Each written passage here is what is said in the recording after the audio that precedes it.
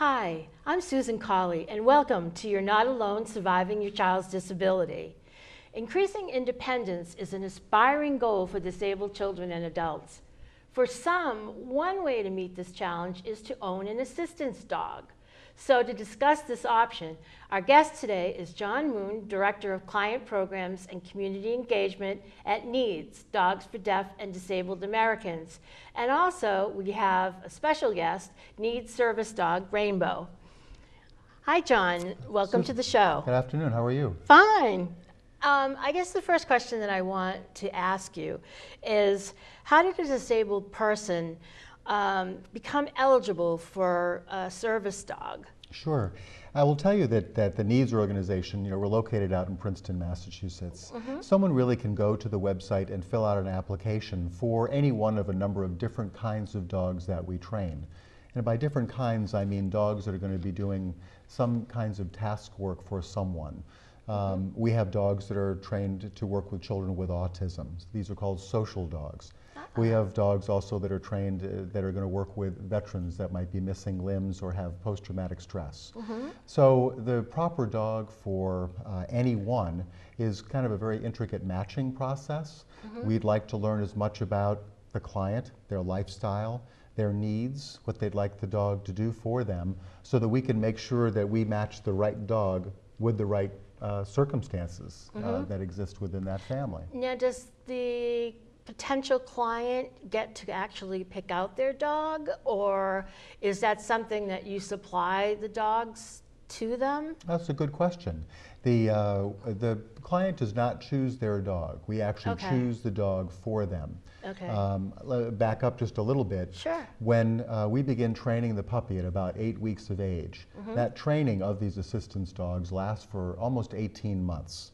Wow. Throughout that time, you have our trainers who are daily evaluating the progress of any of the assistance dogs in training in our string. And we have about 90 dogs in training at any one time. Wow, that's a lot. It is an awful lot, but the need is quite great, honestly, for our assistance dogs. So of all of the dogs that we train, even of those 90, you might find that about 50% of those dogs do not make it through the training program. They might fail or flunk out because of something called alert barking, or simply not liking to wear a cape on their back. We're not going to force a dog to do the work that it doesn't like to do. Can you explain just for a couple of minutes, because we had talked about this before, but what is the significance of the cape on the the dog? The cape actually lets the general public know that a dog with a cape on is a working dog, and that you and I should not simply walk up to it to say, hey, I'm going to go pet your dog. That cape kind of signifies to the general public that this dog is working for their partner, and that it might be doing work that you and I don't want to interrupt, because we don't know what the dog is doing for that person. I see. That's interesting. So what is the process involved in acquiring a dog? I mean, outside of doing the application, what comes next? The process really begins with that application process. The application is a one-dimensional piece of paper. You and I are multidimensional beings, so our client coordinator, Kathy Foreman, will follow up on that application, interview someone for perhaps an hour or two, going into some depth of each of those questions. And then Kathy will ask someone, if they're geographically close to us, to come visit us at NEADS, because we'd like to see literally how does someone move. What is their voice inflection like? Does that child, is that child, can it verbalize to the dog its love, its request to sit or down? So we want to understand very, very much how someone moves and their voice and things. If someone can't come to visit us in Princeton, we'll use Skype to kind of view those same kinds of things over the internet. Do you just cover basically Massachusetts, or do you cover nationally? We cover nationally. Most of our clients, I would say, would be east of the Mississippi, but we do have clients from Oklahoma, Alaska, California, you name it, all across the United States. Wow, that's impressive. Well, we've been around for almost 40 years. We've been doing this for a long time, and I think we're very good at it. But I'll also tell people that even if they might apply to needs for an assistance dog, check out other organizations through Assistance Dog International. The thing that I often find is that as good as an organization as I believe us to be, Yes. someone who might be a client needs to listen to us. How do we interview them? How will we be training them? What does someone's intuition tell them about our organization? How do we answer the phone? What Right. kind of facilities do we happen Right. to have? Do we fit? Wow. Now, speaking of which, what are the minimum standards of characteristics and behaviors that are required of a special service dog? I mean, what types of things do you look for in the dog that might possibly match someone that Someone's has, needs, sure. Specific needs? Mm-hmm. We tend to look for, and this is again at the puppy stage, we tend to look for a dog that is confident. Even if we might drop an ash can lid on the ground and it startles the dog or that puppy, will that puppy kind of go back and say, hey, it scared me at first, but what is that thing? I want to go check it out. That means that the dog has got some positive confidence in itself, in its own emotions and things, its presence in the world. So we look for a dog at the puppy stage that's very stable, that is not going to be startled, and if it is startled, does it have the confidence to walk back to the thing that startled it, like an umbrella popping open, for example. And then we tend to look for how the dog performs, if you will, or is maturing every single day, every single month of its life. The dog's formal training is done inside of correctional facilities. So we have 10 correctional facilities here in Massachusetts where the inmates are carefully screened, but they're also doing a lot of that day-to-day kinds of training. What actually do they do? I mean, and how old are the dogs when they actually go through this type of training? They will be beginning at about 8 weeks of age. They will enter. They will be that young. Huh? Yes, they'll enter what we call our prison pup partnership. It is a partnership with the Department of Correction of Massachusetts. Again, carefully screened inmates are doing some of the day-to-day training of the dogs. Our trainers visit each correctional facility every single week. So between what the inmate handlers are seeing and what our trainers are seeing and observing and the records that they read from each handler, we get a very, very good idea of how stable the dog is, how willing it is to work, how energetic it might be, or not. And if the dog doesn't meet any of our criteria, we will wash it out of the program anywhere from 8 weeks of age until 18 months of age. If something happens, we can't have a dog that's not stable and confident in any situation where the dog might be found. So crowds, school settings, a concert on the commons, classroom where there's 101 children standing around that want to say hello to Rainbow. Right. These dogs need to be kind of nonplussed in any situation. Did you want to talk a little bit about Rainbow? Sure. Rainbow, you kind of wonder, I don't appear to have a disability, so why is Rainbow with me? Rainbow's with me because as a director of the organization, one of the directors, I am out constantly talking about what the dogs are capable of doing for someone with a disability. So whether it's a survivor from the Boston Marathon bombing that might want one of our dogs, a veteran, someone with hearing loss, a child or a family with a child with autism. These dogs are very specially trained and matched really with some families' particular needs. Rainbow originally worked with someone who lost his legs in Afghanistan. Oh, that's sad. It's very sad, and yet this gentleman used Rainbow to help balance because he was new to his prosthesis. So we used Rainbow to help balance as he walked down the street. But quite honestly, you talk to most people that have served in the military, it doesn't matter how badly they are hurt, you must help their buddy first. It's a great quality, selfless service that I don't see in the civilian population to the same degree. Right. It's quite an admirable quality. Very much so. So after he used Rainbow for 3 years, he asked us, please take her back, match her someone else from the military. I'm doing great on my legs. But at about 5 years of age, we figured that's about half of Rainbow's working life. And so my work with Rainbow is a lot easier than it was with this gentleman who lost his legs. So I adopted Rainbow so that when I do go out and speak about the organization, who's a better spokesperson, honestly, than Rainbow is? She's a sweet dog. She's sweet and she's patient and she's mellow. Can you describe how much training is involved with the clients and with the dogs themselves? Sure. And what it exactly entails for them? Sure. The dog's training lasts until about 18 months of age. And So from 8 months to 18 months. 8 weeks 8 weeks to 18 to months. 18 months. Right. And much of that time, probably the last 3 or 4 months or so, is helping the dog to mature. 12, 14 months of age in a dog is very much like an adolescent. I remember my adolescent years. I was not the best behaved child at all. I can't believe that. It's shocking, I understand. But the dogs are kind of in the same emotional place as well. So that training up to about 16, 17, 18 months of age is to solidify the task work that the dogs are capable of, but also getting their maturity up to a certain level so that when they do get matched with someone on our waiting list, that they are, again, stable, more mature, their task work is very, very good. And then Do they get trained for a specific disability? At what point? Like at 14 months, they might, 14 to 18 months? Yes. Or do they wait until they have somebody that they are matched with before they get that training? That's a great, great question. Honestly, because someone is not choosing their own assistance dog, our experience working with the dogs tells us what the dog's skills and capabilities happen to be. At that point, we then look at, the trainers are looking at the list of clients on our waiting list.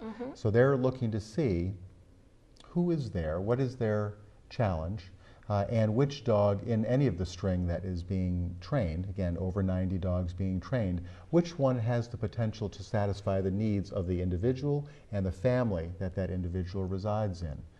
Do they like to fly or take the train or drive an awful lot? If the client drives a lot, we don't want a dog that's going to be either car sick or not stable inside the car. Right. So what is particular to you and to me as individuals or as a family member is very unique in how we match the right dog with your family and your living situation. So not all the dogs make it through the program. Not all of the dogs in training are good for you or any one of our clients. Right. But that understanding of what the dog's skills and talents happen to be, its temperament, reveals itself to our trainer over that training period. And then they use that knowledge to match the right dog with the right person on the client list. When that happens, we send the client a picture of their dog and invite them to spend 2 weeks on our campus training Now they with us. get training with the dog prior to going home. Yes. We'd like them to spend a couple weeks with us. We have a fully accessible house that they can live in if they're using a wheelchair, for example. And they'll spend a couple weeks learning how to work with a working dog. Rainbow, as great a dog as she is not a pet. She is a working and very highly trained dog. That costs us about $25,000 to $35,000 to train over that Wow. 18-month process. So yes, we want to be very sure that the clients can work with the dogs. So that's why that 2-week training process on our campus is very important. It's tiring. There's a lot to learn. I've had pets, pet dogs my entire life, but I've never had to actually change the terminology that I use, for example, for her to sit or down. I would need to learn how to use those commands differently than maybe I have with my pet. You know we're talking Rainbow, about you? we're talking about you. You sit? Thank you. Thank you. Why don't we take a break and see if we can get Rainbow to show us some of the things that she can do? Excellent, love to. That would be great. That's excellent. So, as an example, of Rainbow doing what I call simple everyday tasks. Rainey, sit. If this was a wheelchair, and I could not reach a bottle of water over there, Rainey, fetch. Nope, water. Go ahead.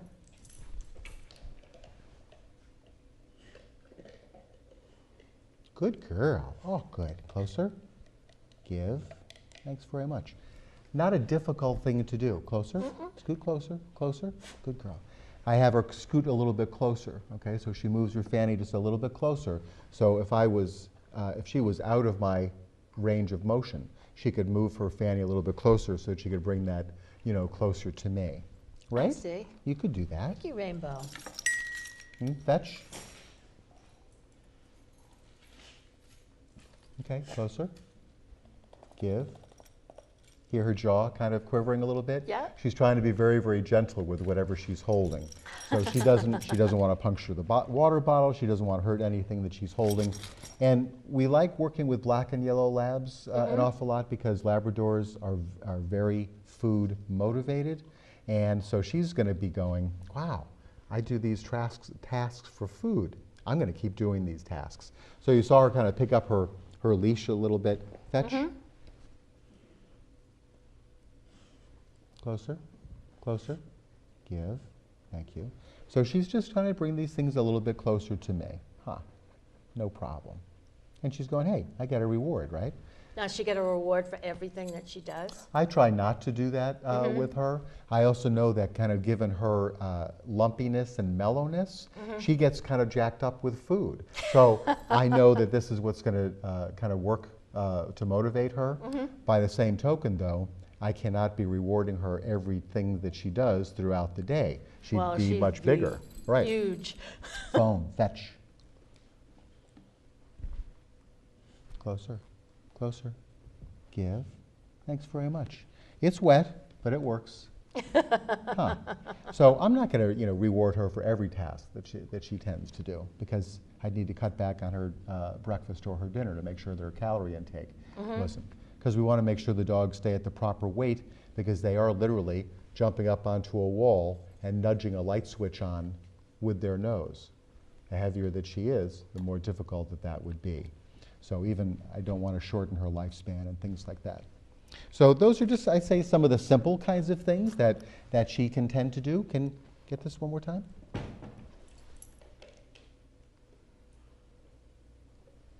Closer. Hold. Give. Thank you. So I asked her to hold on to it, just so she's holding on to it gently. Thank you, Rainbow. Very good. Can you shake? Thank you. This one? Thank you very much. Down. Thanks very much. Just stay right there. So those kinds of simple everyday tasks, the fact that she is very responsive, she sticks very, very close to me. This is what her training tells her. I go into the bathroom to have a shower, she's right outside that tub waiting. She is just a remarkably reliable, stable dog. So this is what a family, a client, I think would benefit from is someone that they can rely on to do the things that need to be done. John, that was great. I'm glad that we get a chance to see what Rainbow can do. But I have another question for you. Can service dogs also be emotional support animals? And if not, what are the differences between those two types of dogs? That's, again, an excellent question. I would say, to some degree, no. Because if you're calling a service dog, that is, by law, different than an emotional support dog. Okay. The laws are vague. The Americans with Disabilities Act, for example, says that if you have an assistance dog, that you could fly on a plane with your assistance dog or service dog. I use those assistance and service dog terminology interchangeably. Okay. If you had an emotional support dog, though, right, you could not fly on the plane with that dog. That's interesting. You know what's the difference? The difference is just what the law happens to say it is. That's bizarre. It is bizarre, because I would also look at a dog that works with a soldier with post-traumatic stress as providing an invaluable task for that individual, because we teach the men or women who have post-traumatic stress to take their cue about their environment from the dog. If that dog was with a soldier on a plane and it was for emotional support, theoretically the dog wouldn't be allowed to go on that plane with him. So how how is he able to utilize the dog to keep his emotions in check as he is sitting on that plane. Right. The laws are very strange. There's really three main laws that kind of govern access for an assistance dog, and they are somewhat at odds with each other. It's also very, very strange that the Americans with Disabilities Act, being a federal law, doesn't cover the federal government. Okay. So it's all Very bizarre. It's bizarre, but the one thing is that as a business owner, for example, if you saw Rainbow and me walking into your store, you could not deny me access to the store, even though you might be unsure of whether or not Rainbow was a pet or an assistance dog. Okay. You could not tell me not to come in with my dog, even if it was a grocery store. Huh. You could ask me what does my dog But why do for me? why do they do that then? I mean, like but you can basically tell the difference, though. I mean, an owner could tell the difference between An owner could tell the difference between a pet and their assistance dog. right. Yes. And mainly it's because of the vest, I would think. Yes, but that vest is not a requirement of assistance dogs by law. It doesn't. You know, honestly, it does. The laws are not very They're clear. not clear cut. No, they're not, and that makes it difficult for someone using an assistance dog. I've been stopped in front of many stores, right in front of the sign that says only assistance dogs allowed inside. Right. I have been stopped before entering that store many times. And sometimes it's simply cultural. The owner of that business may not be aware that assistance dogs are actually working dogs and that they're helping someone. But you also have a lot of owners these days that are purchasing capes on the internet for their pet so they can take them into a hotel or onto a plane, Oh my goodness. which makes it more difficult for those that are legitimately It using is. the dog. Right. Wow.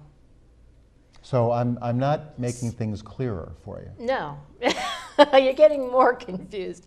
Speaking of which, could you tell me the difference then between an assistance dog and a guide dog? Yes, that I can do very easily. Okay. A guide dog is a more assertive kind of a personality. They are telling their partner what to do, what to watch out for, what might be of danger to them. So a guide dog, if you were blind and you wanted to move across the street, and you didn't hear, and you certainly couldn't see, but you didn't hear that Prius or that bike rider, but you told the dog to move forward, that guide dog would need to intelligently disobey your command because he heard or he saw that Prius or that bike rider, and he would need to stop you from moving across the street. Rainbow is not trained as an assistance dog to do guide work. So she has a different personality. She is not an assertive personality, as you can tell from her kind of sitting here very calmly and quietly. Yeah. A guide dog has got an assertive personality, and again, will be more willing to tell me what to do. An assistance dog is waiting for me to tell them what to do. So even though Rainbow's kind of kicked back here, she is waiting for me to ask her to do something. She is still in work mode. That's very interesting. I mean, I'm sure that a lot of people get confused over that difference. You know, It can be confusing, and you know, Rainbow as a puppy came to us from a guide program called Guiding Eyes for the Blind. We purchased Rainbow from them because they have a breeding program. They did not view her as capable of being a guide dog. So we purchased her from them because we felt that she'd have the good personality to be an assistance dog. that's great. Well, I think it's a great program anyway. You know, there are a lot of people that really need service dogs, you know, just to help them do various tasks around. Around their Yeah. home, I mean, we've seen dogs be trained to go inside of a dryer to pull out clothing, fetch a remote from someone, the kinds of things that I tend to take for granted. But that's because I can use all of my limbs. That's not so Right. for everyone.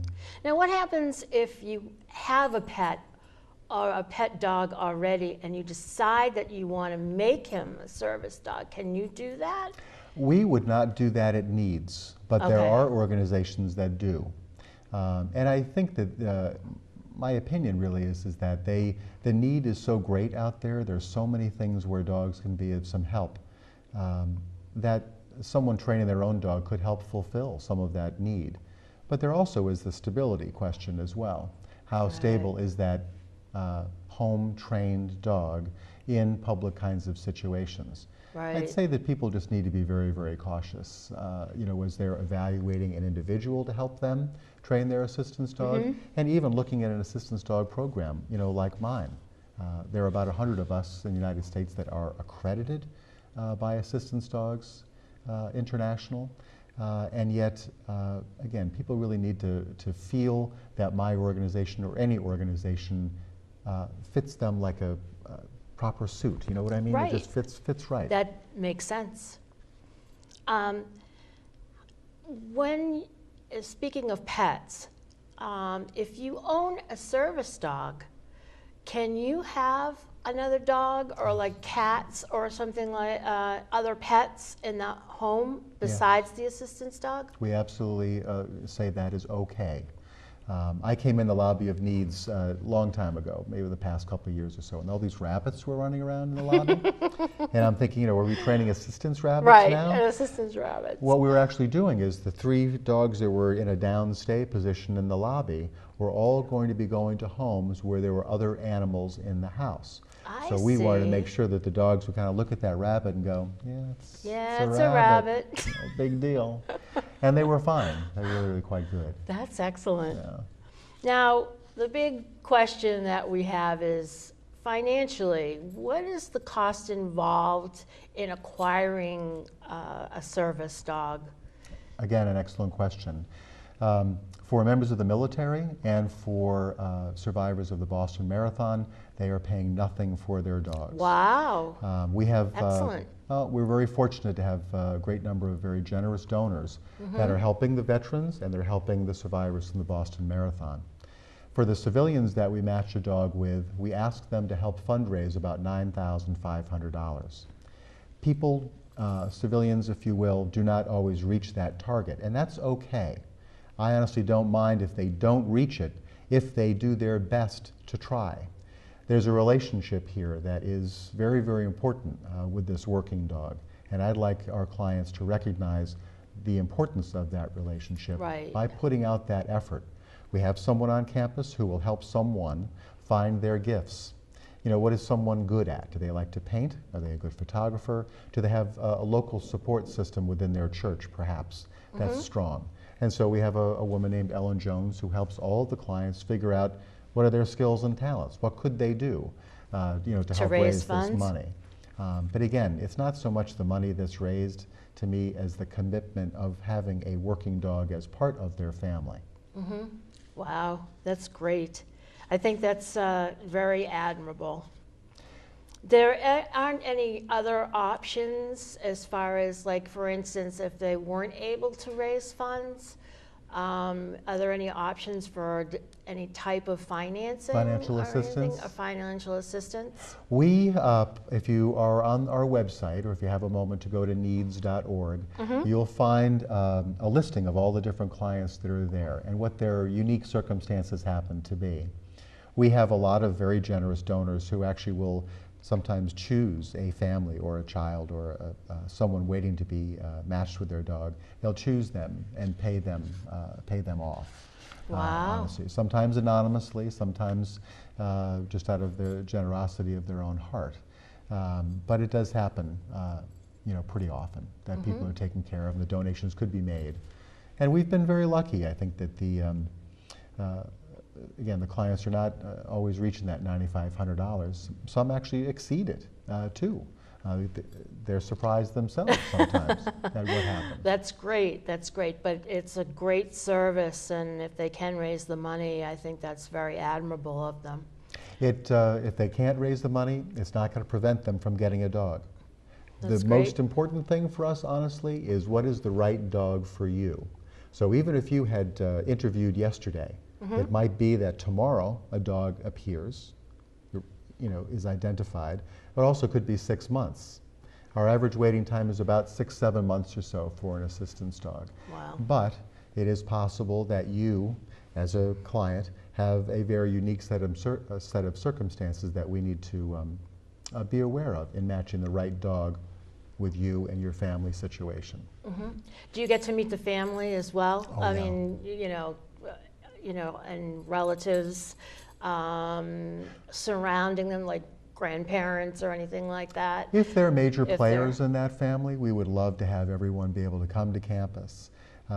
It is possible that there is an in-law, for example, and someone is living there, but the main family lives in a house a few steps away or through a separate door. We would need to learn those kinds of things about that family setup, so that all the training was, all the people were informed about how to work with that dog. Right. Again, grandparents kind of not always kind of rushing to say hello to the dog and things like that. Well, I've done the same thing as a civilian, if you Yeah. will, before I ever worked at Needs. I see people all the time Right. wanting to say hi to assistance dogs. Sure. I have one more question because we're running out of time. Do service animals require updated training from time to time, or is that something that is usually scheduled by the owner? We will stay in touch with all of our clients. They really become part of our family. Mm-hmm. And so when there are challenges that someone might be having with their assistance dog, we'd like them to contact us about maybe how to correct something that might be going on with the dog. Mm-hmm. And we will help work with them to figure out the right way to correct that. We have had clients that think that they're correcting a problem, but they're actually reinforcing that problem by the things that they're doing.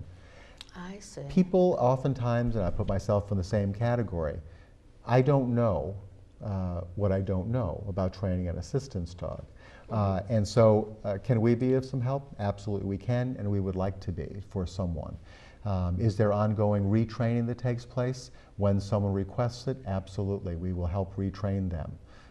And we'll bring them back to Needs so they can spend some time on campus working these things through. Great. Well, thank you very much, John. It's a real pleasure. Rainbow, for being on our show today. No problem. And I hope you have enjoyed our discussion on assistance dogs and perhaps even consider the possibility of owning one for either yourself or a disabled child or adult. See you next time on You're Not Alone Surviving Your Child's Disability.